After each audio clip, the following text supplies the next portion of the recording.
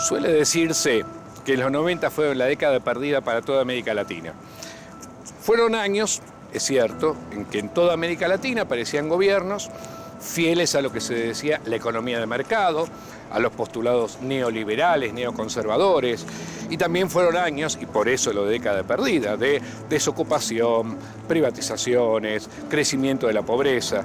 En cambio, la primera década del siglo XXI parecen ser años en los que en toda América Latina aparecen líderes que propugnan el fin del neoconservadurismo, una mayor democratización de la riqueza y de la cultura. Años neopopulistas, dicen algunos. Montones de palabras que hay que ponerle un poco de sentido: neoconservadurismo, neoliberalismo, mercado, populismo. Y además, ¿qué significa todo eso para la economía y para la política, pero también para la cultura de nuestras sociedades? De eso es que queremos hablar hoy. Para conversar sobre estas cosas es que estamos con Federico Schuster. Federico es filósofo, es un reconocido estudioso de los movimientos sociales y políticos contemporáneos en toda América Latina. Fue decano de la Facultad de Ciencias Sociales de la Universidad de Buenos Aires entre el año 2002 y 2010. Es autor, entre muchos otros libros, de Tomar la Palabra, un maravilloso estudio de los movimientos sociales contemporáneos. Y con él, viendo algunas imágenes, entonces, es que vamos a discutir sobre estas cosas.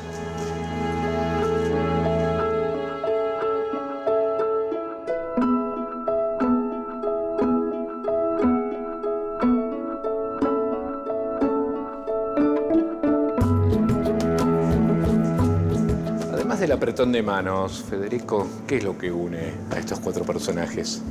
Los une un ciclo histórico. La crisis del neoliberalismo en América Latina, no diría necesariamente el final. Aunque ellos proclaman el final. Bueno, sí, ellos como políticos son entusiastas.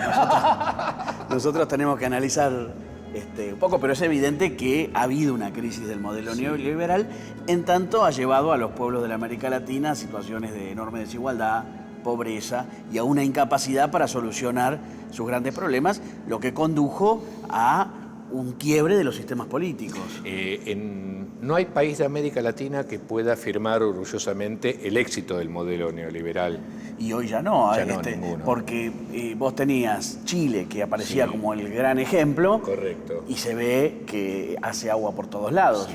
No, en el mundo yo creo que hoy hay una crisis del modelo neoliberal, por más que esté siendo sostenido a rajatabla por los bancos, por las grandes corporaciones económicas y financieras y por los grandes poderes que gobiernan todavía el planeta. Pero hablaste recién de que en América Latina además hay cierta crisis que marca ese fracaso, justamente. Sí, yo estoy convencido que si uno va a recorrer la América Latina, se va a encontrar hacia fines de los 90 con sistemas políticos agotados. Agotados porque todos los dirigentes políticos terminaron asumiendo que el neoliberalismo era la única opción con la que podían efectivamente gobernarse esas naciones. Y eso te lleva a que Bolivia se hizo ingobernable, Ecuador se hizo ingobernable, mismo en Venezuela tenés el hecho del Caracazo, en la Argentina en 2001, por todo conocido, que estamos cumpliendo 10 años. Es decir, estallidos, rupturas, crisis importantes. En el mismo momento que, por un lado, en toda América Latina se habla de que solamente podía hacerse neoliberalismo, eso mismo también termina en una crisis más o menos generalizada y contemporánea. Sí, que empieza con la asunción de Chávez en el 99, que venía fuera del sistema político. Y si vos ves, todos ellos vienen o directamente fuera del sistema político o novedades dentro del propio sistema. Lula, claro, como Tabaré en Uruguay, representan a fuerzas que venían construyéndose dentro del sistema de partidos, pero que nunca habían gobernado. Claramente vienen de los márgenes de ese sistema y finalmente, y yo creo que por la crisis del neoliberalismo, pueden llegar a gobernar. Ahora, ¿hasta qué punto eso tiene una relación directa, causal o no, eso lo sabes mucho mejor, con el ciclo de las dictaduras? Hay quien dice, para el caso de Argentina 2001, que el 19 y 20 de diciembre de 2001 es el final de la dictadura. Es una frase excesiva.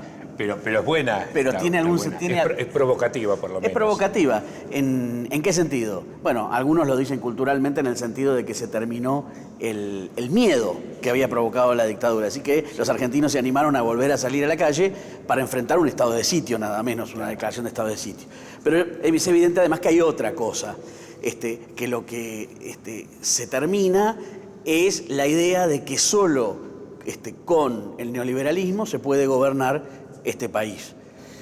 ¿Y eso arranca con la dictadura?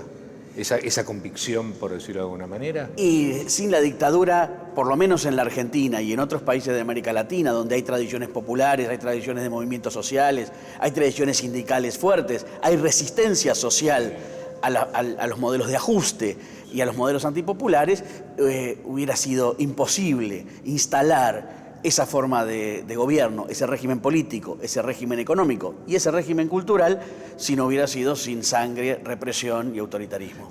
Lo que no puedo entender es qué tiene que ver sangre, represión, etcétera, con liberalismo. Digo, me parece una contradicción muy grosera. Es una buena observación. Y sin embargo, curiosamente, lo que los libros dirían, que es que los liberales son liberales en todo sentido, en Estados Unidos los liberales son la centroizquierda, para no decir la izquierda, claro, del sistema político. Sin embargo, la realidad no siempre hace lo que dicen los libros. Lo que pasa es que, claro, allá no tienen liberales sino liberals, así como no tienen radicales sino radicals. Sí. Si vos te fijas, es muy común en América Latina que el liberalismo económico haya venido vinculado a un autoritarismo político y a un neoconservadurismo político y cultural. ¿Cómo es eso de neoconservadurismo y liberalismo? A ver, liberalismo en el sentido económico significa ¿qué? Significa dejar hacer, significa un Estado que no regula o regula lo menos posible, de manera tal, no regula el movimiento económico, ¿sí? Correcto. De modo tal de garantizarle a los capitalistas la posibilidad efectiva de desarrollar sus empresas, pensando que es eso lo que genera la riqueza de los países. Bien. Y en términos políticos, ese conservadurismo es esto: represión, silenciamiento, censura, regresión inclusive respecto de un estado anterior de lo social. Sí, porque vos fíjate que el Estado tiene para garantizar las ventajas de los poderosos, es decir, no regular a los poderosos y regular excesivamente a los sectores populares, a los débiles, sí. Los tiene que reprimir para impedir efectivamente que se conviertan en un desafío al modelo esa dominante. Es una buena interpretación, la idea que la desregulación económica significa una regulación que puede llegar inclusive hasta la represión física. Si vos ves el gasto estatal en los tiempos del neoliberalismo, lleva a lo que muchos han llamado el Estado gendarme. Claro. Mucho gasto en seguridad, y potencialmente en defensa si fuera el caso para algún país, pero sí en policía, en orden represivo, y nada de gasto en lo que significaría una regulación a los sectores capitalistas. Salud, educación, justicia, vivienda, etcétera, etcétera. Claro, esa es la mezcla de este famoso neoliberalismo conservador. Exactamente. Y ahora, en ese proceso, porque el ciclo dictatorial termina en la primera mitad de los 80, la famosa caída del muro, ¿no? La caída del muro de Berlín en 1989. La crisis de los llamados socialismos reales ya era de suyo evidente. Entonces, en ese sentido, yo no sé si la caída del muro es efectivamente la caída material de esos regímenes, pero claramente es la caída simbólica, y al ser la caída simbólica también es una herramienta cultural que el capitalismo, los capitalistas y los defensores de este nuevo modelo de capitalismo financiero que ya venía instalándose en el mundo van a usar para decir: no hay otro mundo posible, el que creían ciertos utópicos se ha caído, es el tiempo del fin de la historia, como decía Fukuyama, es el tiempo del capitalismo financiero, del neoliberalismo. Capitalismo financiero, ¿por qué capitalismo financiero? O sea, ¿en qué lo diferencias de otro capitalismo? Porque del 75 en adelante, y claramente en los años 80, el capitalismo se reconvierte después de su crisis y pasa de un eje centrado en la producción a un eje centrado en la circulación monetaria. Y el centro del capitalismo va a ser el financiero. Eso termina de coronar ahora, en el presente, cuando hay mucha más plata ficticia que plata real, ¿no? El capitalismo financiero ha llegado a un punto en que lo que circula es información por computadoras. Ahora, si todo el mundo que tiene ese supuesto dinero va a pedir ese dinero no existe. Que se lo devuelvan no existe. Esas famosas burbujas, sí. La burbuja de las hipotecas norteamericanas, sí. La burbuja... En realidad hay una gran burbuja, que es la burbuja de ese desarrollo financiero que no está sostenido por una base material. Claro. Lo que se llama las Reaganomics y la época Thatcher-Reagan es el comienzo de este proceso. Y es la instalación mundial, sí. Es anterior al muro, digamos, ¿no es cierto? Porque claro. esto es el posterior, de los 80. Es posterior a la crisis capitalista del petróleo y es anterior al muro. Y son sin duda las dos grandes figuras, Ronald Reagan en los Estados Unidos y Margaret Thatcher en Gran Bretaña, que llevan adelante la instalación del modelo neoliberal. El neoliberalismo, que tiene una historia relativamente larga en el siglo XX, en realidad era más o menos marginal dentro del capitalismo. O sea, una cosa de algunos teóricos solamente. Exacto. Yo recuerdo que también se hablaba, la misma figura de Reagan, ¿no? Es decir, un actor de Hollywood que puede llegar a la presidencia de los Estados Unidos. También en esa época se hablaba de ese populismo conservador. Claro, sí. ¿Y cómo se entiende esa mezcla de...? Lo primero es que vos me preguntabas antes si la unión entre conservadorismo y liberalismo era propio de América Latina. Sí. Yo te dije... En gran parte sí. En gran parte sí, pero que hay casos que se ven en el mundo donde también sucede. Bueno, ahí tenés dos grandes representantes. Sí. Conservadurismo cultural, político, etcétera, y liberalismo. Claro, porque también implican movimientos represivos respecto de tradiciones liberales como la del aborto en los Estados Unidos, sí. o el peso de las artes que venía de la tradición laborista británica. Sí, y reducción de garantías... garantías constitucionales también. Totalmente, sí. Terrible fue. Así que ahí tenés un modelo de esta nueva idea, que es la idea cultural de que hacer política es administrar para que los que ganan plata ganen más y supuestamente, ilusoriamente, que eso luego derrame en los pobres. Lo que no dice el modelo es que necesita una gran cantidad de personas en el mundo que no estén incluidas en el sistema de empleo y que sirvan como resguardo de cualquier intento de la fuerza de trabajo de... protestar, por ejemplo. Por ejemplo, de protestar y ganar fuerza en la producción capitalista. Eso es lo que hoy se llama gestión, de eso que se hace hincapié en la necesidad. Esto de que lo que hace falta es gestión. Exacto, digamos. exacto. No política, sino gestión. Exactamente. En algún momento hasta se lo llamaba gerencia directamente. Gestión es hasta una palabra, si vos querés, más blandita. Que simplemente esto, claro, en vez de política y políticos que hagan política, lo que hacen falta son buenos gerentes que administren. Exactamente. Lo que pasa es que básicamente ahí la idea es que la sociedad la hacen los grandes capitalistas que producen riqueza y el Estado pequeño debe orientarse a favorecer esa ganancia de riqueza. Y eso sería, si lo reducimos a su más estricta esencia, ese modelo neoconservador. Exactamente, que se instala como modelo político, económico y cultural gracias a las instancias que hemos ido recorriendo. La crisis capitalista de mediados de los 70, Reagan y Thatcher y los modelos políticos neoliberales de esa alianza neoliberal neoconservadora y la caída del muro de Berlín. Todo eso termina de instalar una idea cultural con una eficacia política inmensa. Nada fuera del neoliberalismo es posible. Quien quiera hacer política tendrá que hacer hacia la derecha lo que quieren los grandes capitalistas, hacia la izquierda un poquito, a ver si puede favorecer a los más pobres, pero siempre dentro del plato neoliberal.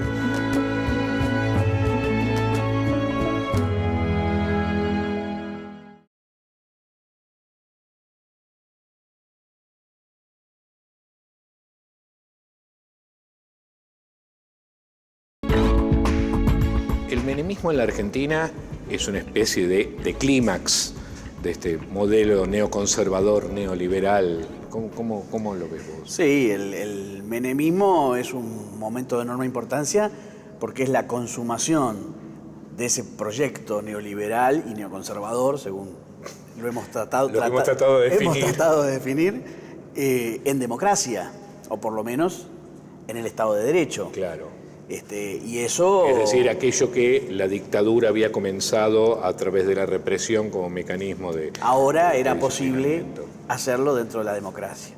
Y eso porque los sectores dominantes, las corporaciones que habían resultado ganadoras del proceso de la dictadura, sí. tenían tanto poder que el Estado no podía controlarlas, no podía ni siquiera rozarlas. Ese había sido el gran fracaso de Alfonsín. Cada vez que voluntaria o involuntariamente había rozado los grandes intereses, se lo habían hecho imposible. Alfonsín llega teniendo que entregar el poder anticipadamente después de un proceso de crisis de mercado, hiperinflación, y Menem asume que solo se puede gobernar con ellos y no contra ellos. Bien, y entonces pasa a desplegar en toda su plenitud ese proceso, ese modelo neoconservador. Sí, genera una profundización realmente impresionante que uno hubiera dicho que no era posible en democracia, sin embargo se hizo y el resultado fue dramático. Ahora, además del chiste de la convertibilidad, del modelo un peso, un dólar, en Menem no hay también, producto a la vez de la tradición nacional popular del peronismo, ¿no hay rasgos populistas también? Y en Menem los hay. No tanto en general en el proyecto, sí, que tiene fuertes elementos tecnocráticos, con un peso muy grande de los ministros de Economía. Claro. Pero la figura de Menem, de llegada popular, de una tradición nacional y popular, le da un tono populista, un populismo de derecha, pero casi más, digamos, político-cultural y no integral, sí, que le permite conseguir cierta legitimidad popular para llevar adelante transformaciones que son contrarias a los intereses de esos sectores. Pero vos acabas de decir populismo de derecha. Entonces quiere decir que, porque la vulgata cotidiana, especialmente de los editorialistas conservadores, son aquellos que dicen todo populismo es malo, etcétera, etcétera, ¿no? El populismo aparece, la categoría populista aparece como simplemente un adjetivo peyorativo. Sin embargo, acá aparecería, vos dijiste, un populismo de derecha, un populismo conservador. Y sí, hoy en día uno tiene un ejemplo típico de un populismo de derecha, que es el de Berlusconi en Italia. Y entonces ahí uno puede pensar, entonces, ¿qué es lo populista? Y lo populista es una manera de construir el discurso político y la acción política. Básicamente se define a un actor, a un sujeto, que es este pueblo, que cada proyecto lo define de una manera particular, pero que atraviesa las clases sociales y que en general remite a los sectores populares, y le habla en su idioma. Bien. El populismo en algún sentido es un lenguaje, una manera de comunicarse con el pueblo. Perfecto, eso implicaría que, las categorías izquierda y derecha no desaparecen, sino que vienen a calificar estos modos distintos de relación, donde uno de ellos, por ejemplo, es el populismo. Exacto. El populismo siempre indica una comunicación posible, en el caso de Menem, claramente vinculándolo a elementos de interés para los sectores populares. Y en cambio, el modelo chavista, no, me gusta muy poco esa categoría, pero bueno, digamos, el régimen de Chávez tampoco me gusta eso. Lo que significa Chávez en la política venezolana y latinoamericana, ¿sería un populismo de izquierda? Y ha devenido en eso, ¿no? Siempre los procesos históricos, si uno pretende encasillarlos y buscar la definición por la historia de sus figuras o por un proceso como que se hubiera dado entero en su nacimiento, sí, no entiende mucho. Como que alguien lo escribió el guión y las masas y los líderes van y lo aplican, digamos. No hay guión. Si uno, hay que ver qué pensaba Perón, para tomar un referente argentino, claro, antes del desarrollo del proceso peronista, o qué pensaba Chávez en los inicios. La cuestión es que lo que Chávez encuentra claramente como enemigo es el modelo neoliberal. Él claramente surge frente a lo que fueron las reformas neoliberales que terminaron con el Caracazo. El propio intento de golpe de Chávez ya está definido como anti-neoliberal. Exacto, pero desde un modelo que en América Latina ha estado más bien en contra de los procesos democráticos y no a favor. Claro. Finalmente fracasa ese intento de golpe y Chávez termina llegando democráticamente por elecciones al gobierno y desarrolla una de las claves de lo que es un populismo hacia la izquierda, que es la convocatoria a las masas a movilizarse, un liderazgo movilizador. En general, las transformaciones populares, llamémoslas de izquierda, requieren que el pueblo esté movilizado, porque es la única forma de llevar un poder físico, corporal, concreto, frente a los grandes poderes concentrados. Claro, vos antes decías, por ejemplo, ese carácter tecnocrático que había adquirido el menemismo. Frente a eso, entonces, la movilización, la presencia de las masas en la calle se implica como un límite, por decirlo de alguna manera. El líder y en general los gobiernos, cuando no tienen un vínculo directo con las masas en la calle, sí, tienden a quedar prisioneros en sus oficinas de los que llegan hacia ellas. Y los que llegan a ellas son los grandes empresarios, las grandes corporaciones nacionales y transnacionales, que no le van a decir habitualmente a los presidentes que hagan algo a favor de los sectores populares, sino a favor de sus propios intereses. En contra de ellos, digamos. Y que, digámoslo así, no suelen coincidir. El cierre del ciclo menemista y posmenemista son datos económicos terribles, ¿no es cierto? Digo, ¿cuál fue el cierre en la Argentina de Sí, es lo que José Nun, conocido sociólogo y politólogo, ha llamado un bombardeo social. Es decir, lo mismo que hubiera sucedido con una guerra donde hubiera habido bombardeo sobre una ciudad, dejándola destruida, eso se produjo en las personas. Familias deshechas, generaciones sin proyecto de vida posible, excluidas. Un colega y amigo ha llegado a hablar, Alberto Bialakowski, ha llegado a hablar de la potencial extinción de sectores sociales. La verdad que la situación llegó a un límite muy, muy terrible, con niveles de pobreza e indigencia que la Argentina no estaba acostumbrada a conocer. Digo, más allá de todo lo que el proceso político, inclusive durante la dictadura, ¿no? Los datos económicos de la dictadura también le dan mejor en términos sociales que lo que es la salida del menemismo. El nivel de destrucción es absolutamente feroz y sus consecuencias se viven hasta el presente, porque sí, hay que decirlo, a veces se piensa que se terminó en el 2001, 2002, 2003. No, aquí cuando se produce una ruptura del tejido social, un daño a familias enteras y a generaciones enteras, eso pervive mucho tiempo y de hecho hay vidas que ya han sido arruinadas. Claro, no es que mágicamente se decreta el fin del proceso neoliberal y el fin de sus consecuencias también. Claro, no. El daño social sí, tiene una proyección en el tiempo de muchos años. ¿Tenía que terminar en el estallido del 2001? ¿O había otras posibilidades? Si las élites dirigentes se hubieran dado cuenta a tiempo de que era imposible sostener ese modelo, y la aparición desde los años 90 de movimientos de resistencia que de a poco se iban reconfigurando, generaba un escenario que en la medida en que no se cambiaba el rumbo y en que no se asumía la posibilidad de otro destino, llevaba casi inexorablemente al desastre. Es decir, el estallido es, por supuesto, producto de un pico de movilización, pero básicamente es el producto de esa ceguera dirigente. Sí, una avidez impresionante de los sectores económicos concentrados, que no estaban dispuestos a resignar absolutamente nada de su poder y de sus ganancias, y una ceguera cultural de las élites políticas que hasta último momento pensaron que no había posibilidad, que no había vida fuera del neoliberalismo, que la única solución había que encontrarla dentro del plato neoliberal y que fuera de ello solo podía haber la destrucción social. Y la destrucción social vino dentro del neoliberalismo no afuera.